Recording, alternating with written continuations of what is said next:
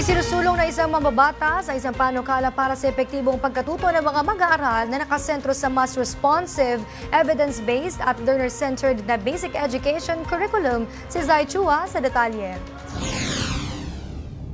Kasado na sa second reading ng Kamara ang House Bill No. 5939 o ang panukalang nagbibigay ng mas malawak na kapangyarihan sa Department of Education para pumili ng pinakaangkop na paraan ng pagtuturo sa basic education curriculum. Ayon kay House Committee on Basic Education and Culture Chairperson at Pasig City Lone District Representative Roman Romulo na siyang sponsor ng panukala, layunin nitong alisin ang mandatoryong paggamit ng spiral progression approach at bigyan daan ang mas flexible at epektibong estruktura ng pagtuturo sa mahalagang asignatura tulad ng siyensa at matematika. Sa ilalim kasi ng kasalukuyang Republic Act 10533 o ang The Enhanced Basic Education Act of 2013, nakasaad ang obligadong pamamaraan ng sequencing lessons o aralin sa bawat grade level, partikular sa science at math, bagay na matagal nang kinekwestiyon ng mga guro dahil sa hirap ng pagpapatupad at epekto nito sa pagkatuto at kasanayan ng mga mag-aaral.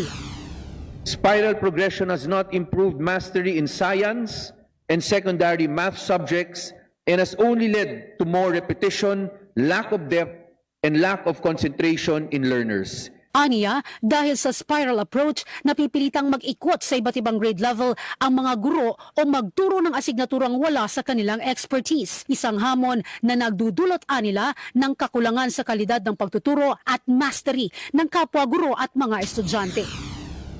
Therefore, what is necessary is a flexible, evidence-based framework that enables the Department of Education to identify and regularly refine the most suitable teaching methods in curriculum design through rigorous evaluation and data-driven analysis. Para sa totoong balita sa bagong Pilipinas, Zai Chua, Congress News.